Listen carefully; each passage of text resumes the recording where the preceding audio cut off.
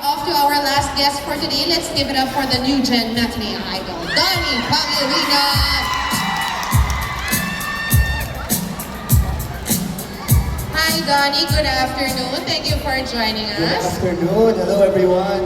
Good Ito afternoon po sa inyo alam mo lahat. sila, mga hindi na yata natulog yan kakaabang sa'yo Hindi ko nga alam nandito kayo. Bakit kayo nandito? Hindi, joke lang. Hello guys, kumusta? Good afternoon po sa inyo lahat. Pwede mo bang i-share sa amin, describe your usual sleep routine? My usual sleep routine. Well, before that, I would just like to say, maraming salamat po sa Eurotex for having me today. Kasi ito, walang halong bola to. Eurotex user talaga ako since day Ever one. since. So when we were kids, lahat po ng mattress namin, Eurotex. And Eurotex, they've been super supportive towards me when I would build like my first home. Kunyari in the beach, like lahat ng mattress ko, Eurotex talaga. Tapos yung first condo ko, Eurotex. So it got to a point na may relationship na ako sa mattress ko. Na nung kumuha ako ng bahay sa Laguna, may kama na dun eh. Maganda na yung mattress dun. Pero sabi ko hindi, kailangan yung mattress na kukunin ko galing sa condo ko. Papalitan nyo yun para yun talaga yung mattress ko dun. Kasi may relationship na kami. So, ganon ka-deep yung relationship namin ng Eurotex. In short, hindi ka maraming salamat. makakatulog pag wala siya. Tama, kailangan na dun siya every night. To answer your question, yes. Yes, So, describe routine. your sleep routine. Yeah. Okay, so minsan kasi hindi parehas yung schedule ko in terms of sleeping because of work. So I really have to make it a point na pag matutulog talaga ako. Wala na akong ibang gagawin. I won't watch a movie, I won't eat, I won't like work out right before. You know, it has to be just for sleep. And I'm the type of person na kung matutulog ako, kailangan wala talagang ilaw, walang sound. Sobrang solemn ng feel. Kasi alam ko yung iba gusto nila nightlight. Yung iba may konting sound sa White speakers noise na, ganun. or- Pero ako kasi, yung routine ko talaga kailangan wala, as in sleep soundy talaga. And blackout curtains, ganun. So, the moment nakita na ng katawan ko yun, at na-feel ko na okay, it's quiet, it's dark, that means it's time to sleep. Nag-automatic So, dun na yun, shutdown na siya. automatic No? na yun. Galing. Panalo yan. What are your must-haves or must-do to ensure a good night's sleep? Aside from your bed, of course. So yun, aside from my bed, I think the day has to include something where I'm active in some sort of way. Kasi parang part yun ng pattern ko. So, if I don't have a full day of work, I have to do something like play golf, gym, go for a run. Just something that makes me like sweat a bit. Also, I think I shouldn't eat. Minsan kasi I eat right before I sleep eh. Mali yun eh. Kailangan kasi i-timingin mo. So, yun, it shouldn't be right before. Nakapahinga muna. Nakapag-unwind muna bago. Tapos, ito yung importante. Ito yung sinasabi palagi ng parents ko. Do not use your phone Sa phone. or watch or any blue light, anything that will require your brain to keep thinking right before. Kasi hindi pa nagiging sleep mode yung katawan mo. Pero ang hirap. Ang hirap nun, yun talaga. Paano yun? Diba? Yun nga, so there has to be a dedicated place in your room, I think, to use your phone. It shouldn't be in the bed. Yeah. Try ko Try ko rin yan. Try natin. Tama yan, ba, Dok? guys. Hindi ko alam kung tama yun, ha? Pero Ang yung hirap kasi yung nun, tinuro eh. sa amin ng pamilya ko. Hirap nun eh. Pero try natin yan. Ha? Maganda yan. But as an actor, how important is sleep health for you? It's so important. If I go to the set without sleep, I have the worst day. It's impossible for me to work. Memorize pangalan ng script. Hindi wala Mahirap nang papasok na. sa utak ko. Yeah. So, sobrang importante talaga ng tulog.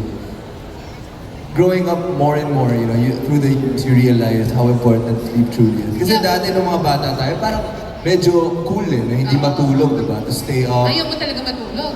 All you wanna do is diba? sleep. Yeah, you wanna do everything, diba? Tsaka ako night person ako eh. Hindi ako masyadong morning person. So, I really wouldn't place sleep as my priority. But now na nakita ko yung effects that it has, even throughout the day, kailangan talaga full rest, full sleep. So, And before, I used to take long naps within the day, and it would really ruin my sleep, so I stopped doing that. So, ang ginawa ko na lang, yun, maximum 15-30 minutes kung kailangan talaga. Tapos after that, yung full sleep, dun na talaga sa gabi. Mas gusto mo nang paguri na lang yung sarili mo to get better sleep at Yes, night. yes. Okay. To better sleep at night. Wait, so yung i-share mo naman sa amin yung advice na yan ngayon sa audience natin to prioritize their sleep health. Okay, so siyempre, nabanggit na natin yung mattress. Pero minsan kasi na-overlook natin yun eh. Kasi, di ba, nag-invest tayo sa clothes, sa sapatos, sa pagkain, sa pang-shopping, sa traveling. Pero minsan nakakalimutan natin, kailangan natin ng quality na mattress. Sleep is like, what, 1/3 of our life? Parang ganun, no? Or 1/3, no? Can you imagine how much time in your life is required for sleep? So, kailangan mo talaga mag-invest ng something na it will make that the best quality that it can be. So I think yun yung pinakauna, is to have an environment, syempre kasama na dun yung mattress, kung saan into the dream sphere ka talaga. Nandun ka sa area na yun na after you do that, after natulog ka, pag-gising mo, ready ka na to take on your day, you could do whatever workout you need to do, you could do your work, you could travel, you could spend time with your family and friends, but it all starts there. So, syempre yung mattress, yung environment din, like I said, kailangan pitch black. Ako ganun ako. And you really have to set your mind to the idea na matutulog ka. Okay. Yun talaga yung pinaka-importante. Na wala ka ng ibang iisipin. Minsan, nakakalimutan ko yun, pero I really see the effects of just putting sleep first. Ganun. Yes. Yeah. Prioritizing your sleep Prioritizing it. health. So how does Urinex help you achieve healthy sleep? Ayun na nga, yun Yung sinabi ko yun na lahat. Yun na nga. nasabi mo na yung Urinex. Nagsa-startup nag-i-end sa Eurotex yan. May special relationship ka na dun sa mattress mo eh. Yes, meron na. Meron. So, yeah, pero ang hirap din kasi, like, for example, nasa work ka, sa taping ka, and usually, di ba, it takes 24 hours even, di ba, pag nasa work ka. And you can't bring your mattress or your bed sa taping. How do you do that? Kaya nga, so it has to get to a point na alam na ng katawan mo na kailangan mo nang matulog. Pag nandun ka na sa sitwasyon na yun, ang hirap kasi ng utang yung sleep debt. Sleep debt. Kasi dati akala ko, pag hindi ka nakatulog for a specific amount of hours, mababawi mo Pwede yun. mong bawiin. Wala na pala yun eh, myth lang yun eh. Di ba? Bakit si Janina, naka 12 hours? Sarap! Pero the day before, 1 hour lang. Ganun. Ang hirap kasi ng ganun eh. Kailangan consistent. But because my work is very inconsistent, I still have to plot. Actually, part ka ng kontrata ko yun eh. Kailangan may oras in between day 1 and day 2 kung saan matutulog May talaga pahinga ako for 8 to 10 hours. May dedicated Kasi day kailangan mo yun. rest day It talaga. won't just affect you, it will affect everyone. And kung pumunta ako sa set, tapos hindi ko kayang gawin yung trabaho ko, hindi rin namin magagawa na maayos. So, sleep is super important, not just for me, but everyone on set. Diba? Yung mga crew, yung director, yung producer, lahat ng sumabak doon sa entablado na yun. Ang kasama Kailangan. mo. Totoo. You have a point. Ganun. Okay. Thank you so much, Donnie, and to all our special guests who gave their time to celebrate World Sleep Day.